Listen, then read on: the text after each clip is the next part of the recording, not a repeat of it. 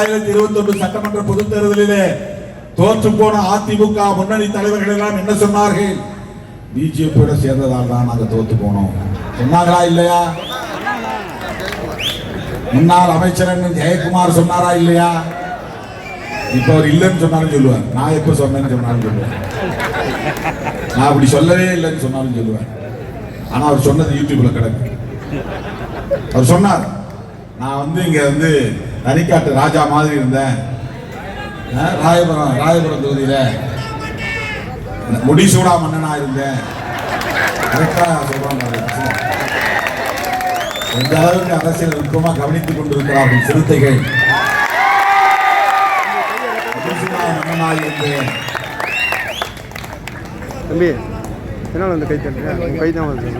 தோத்து போனதுக்கு காரணம் பிஜேபி தான் சொன்னாரா இல்லையா? அப்புறம் எந்த அடிப்படையில் பிஜேபியோட கூடி சேர்ந்தீங்க? பிஜேபியோட சேர்ந்து எப்படி நீங்க ஆட்சிக்கு வர முடியும்?